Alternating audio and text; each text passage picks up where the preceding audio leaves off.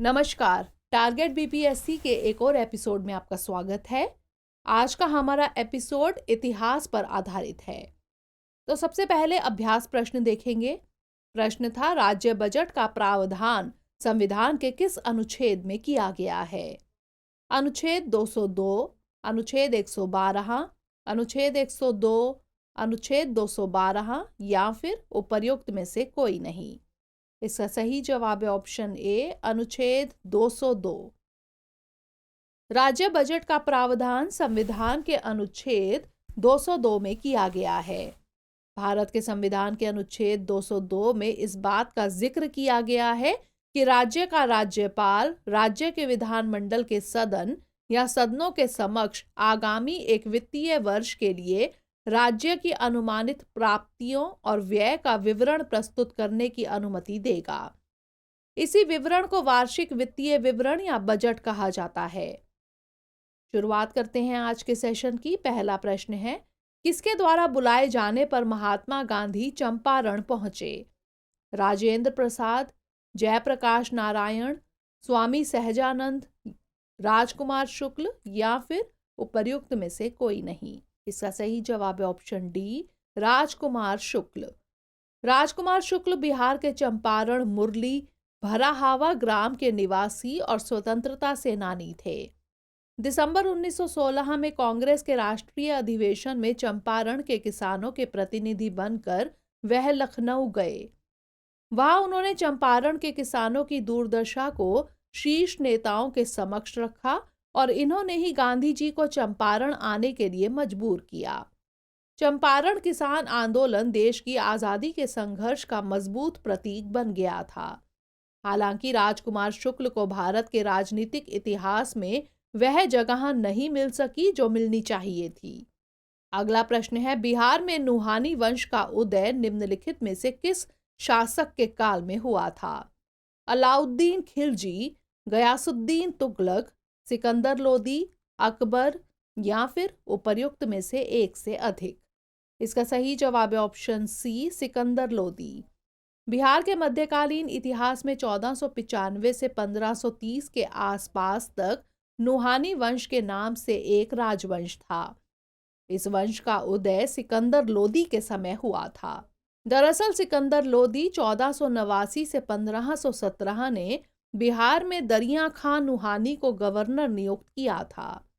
1526 में पानीपत के प्रथम युद्ध में बाबर के हाथों इब्राहिम लोदी की हार का लाभ उठाकर दरिया खां नुहानी का बेटा बहार खां ने स्वयं को सुल्तान मोहम्मद शाह नुहानी के नाम से स्वतंत्र शासक के रूप में स्थापित कर लिया। हालांकि कुछ इतिहासकारों का मानना है कि बिहार के सरदारों ने दरिया खां के नेतृत्व में ही अपनी स्वतंत्रता की घोषणा कर दी थी। गौरतलब है कि सुल्तान मोहम्मद शाह नुहानी वही राजा था जिसकी शेर से लड़कर रक्षा करने के कारण फरीद खां को शेर खां की उपाधि मिली। बाद में यही शेर खां शेर शाह सूरी के नाम से प्रसिद्ध हुआ। अगला प्रश्न है, स्वतंत्रता आंदोलन के दौरान बिहार में स्वाधीनता दिवस कब मनाया गया? 26 जनवरी 1929, 26 जनवरी 1930, 26 जनवरी 1931, 26 जनवरी 1932 या फिर उपर्युक्त में से कोई नहीं। इसका सही जवाब है ऑप्शन बी, 26 जनवरी 1930। बिहार में स्वाधीनता दिवस 26 जनवरी 1930 को मनाया गया। इसके बाद से ही 1949 तक 26 जनवरी को स्वाधीनता दिवस या स्वराज दिवस के रूप में मनाया गया। दरअसल दिसंबर 1929 को भारतीय राष्ट्रीय कांग्रेस का लाहौर में अधिवेशन हुआ था। इस अधिवेशन की अध्यक्षता देश के पहले प्रधानमंत्री पंडित जवाहरलाल नेहरू ने की थी। अधिवेशन में पंडित नेहरू ने पूर्ण स्वराज का प्रस्ताव रखा। 2 जनवरी 1930 को अखिल भारतीय कांग्रेस कमेटी द्वारा तय किया गया कि 26 जनवरी 1930 तक यदि अंग्रेजी हुकूमत भारत को उसका प्रभुत्व नहीं देती है तो भारत खुद को स्वतंत्र घोषित कर देगा। इसके बाद 26 जनवरी को स्वाधीनता दिवस घोषित कर दिया गया। अगला प्रश्न है, सूरजगढ़ का युद्ध किनके बीच लड़ा गया? हुमायूं एवं शेर शाह, महमूद शाह एवं शेर शाह, हुमायूं एवं महमूद शाह, जलाल खां एवं शेर शाह, या फिर उपर्युक्त में से एक से अधिक। इसका सही जवाब है ऑप्शन बी, महमूद शाह एवं शेर शाह। सूरजगढ़ का युद्ध 1534 ईस्वी में अफगान शासक शेर शाह और बंगाल के शासक महमूद खां के मध्य लड़ा गया था। अपने प्रारंभिक समय में शेर शाह ने बाबर के यहाँ भी नौकरी की थी, जहां बाबर ने उसे उसकी पैतृक सहसराम यानी सासाराम की जागीरदारी देकर पुरस्कृत किया था। कुछ वर्षों बाद 1534 ईस्वी में बंगाल के शासक महमूद खां को सूरजगढ़ के युद्ध में पराजित किया। इस प्रकार शेर शाह का बिहार पर एक छत्र अधिकार हो गया। अगला प्रश्न है, 1857 का व्यापक विद्रोह पटना में कब शुरू हुआ?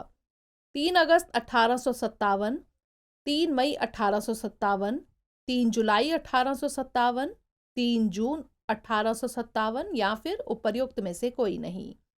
इसका सही जवाब है ऑप्शन सी, 3 जुलाई 1857। पीर अली के नेतृत्व में 3 जुलाई 1857 को पटना में लोगों ने विद्रोह छेड़ दिया। इस दरमियान 200 से ज्यादा हथियारबंद लोगों ने पटना के गुलजार बाग स्थित अंग्रेजों के प्रशासनिक भवन पर धावा बोल दिया।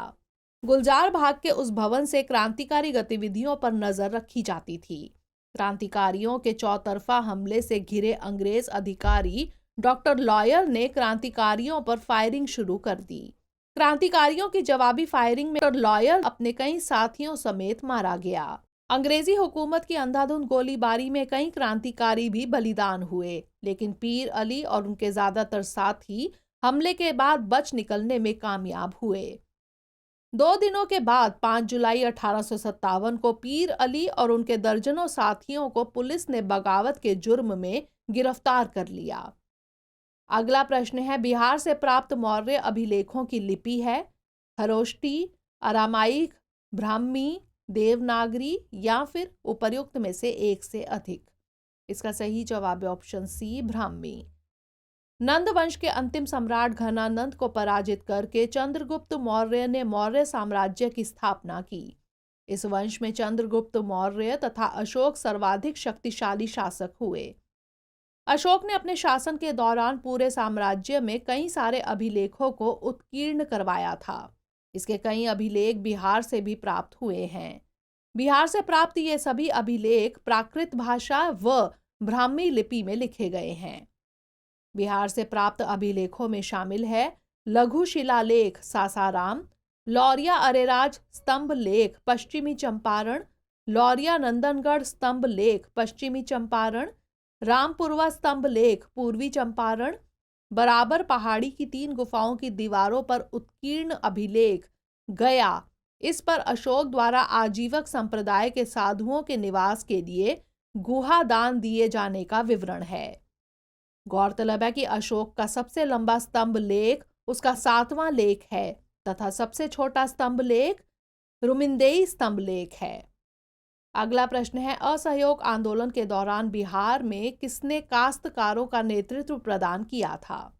स्वामी विद्यानंद, राजकुमार शुक्ला, श्री कृष्ण सिंह, गिरिवरधारी चौधरी, या फिर उपर्युक्त में से कोई नहीं। इसका सही जवाब है ऑप्शन ए, स्वामी विद्यानंद।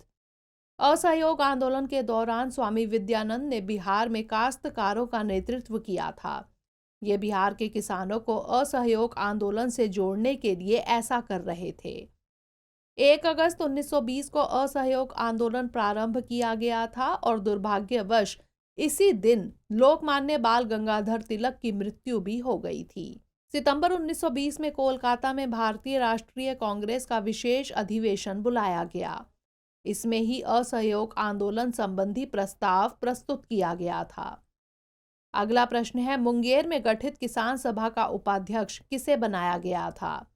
नंद कुमार सिंह, सिद्धेश्वर चौधरी, श्री कृष्ण सिंह, शाह मोहम्मद, या फिर उपर्युक्त में से कोई नहीं। इसका सही जवाब है ऑप्शन सी, श्री कृष्ण सिंह। मुंगेर में गठित किसान सभा का उपाध्यक्ष श्री कृष्ण सिंह को बनाया गया था। साथ ही सिद्धेश्वर चौधरी और नंद कुमार सिंह को सचिव बनाया गया। बिहार के मुंगेर में 1922-23 में शाह मोहम्मद जुबेर की अध्यक्षता में किसान सभा का गठन हुआ था। अगला प्रश्न है, नील दर्पण का अंग्रेजी अनुवाद किसने किया था? मधुसूदन दत्त, मजहरुल हक, ब्रजकिशोर प्रसाद, राजेंद्र प्रसाद या फिर उपर्युक्त में से एक से अधिक। इसका सही जवाब है ऑप्शन ए, मधुसूदन दत्त। नील दर्पण का अंग्रेजी अनुवाद माइकल मधुसूदन दत्त ने किया था, जबकि नील दर्पण की रचना दीनबंधु मित्र ने की थी। दीनबंधु मित्र ने अपने बांग्ला नाटक नील दर्पण में नील उत्पादन की शोषणकारी व्यवस्था का सजीव चित्रण किया है। चंपारण में नील उत्पादन से ही तिनकठिया प्रथा का संबंध है। अंतिम प्रश्न है, मोतिहारी में असहयोग आंदोलन को किसने नेतृत्व प्रदान किया था? गुलाम इमाम, गोरख प्रसाद, शाह मोहम्मद जुबैर, हसन इमाम या फिर उपर्युक्त में से कोई नहीं। इसका सही जवाब है ऑप्शन बी, गोरख प्रसाद। मोतिहारी में असहयोग आंदोलन को गोरख प्रसाद ने नेतृत्व प्रदान किया था। शाह मोहम्मद जुबैर ने मुंगेर में इसका नेतृत्व किया, जबकि गुलाम इमाम को पटना में नेतृत्व का अवसर मिला। आइए नोट कर लेते हैं आज का अभ्यास प्रश्न। 1857 के विद्रोह के समय पटना डिवीजन में कितने जिले थे? 6, 7, 8, 9 या फिर उपर्युक्त में से कोई नहीं। इसका उत्तर हमें कमेंट सेक्शन में जरूर भेजिएगा। अगले सेशन में नए प्रश्नों के साथ मिलेंगे। तब तक के लिए पढ़ते रहिए एंड स्टे मोटिवेटेड।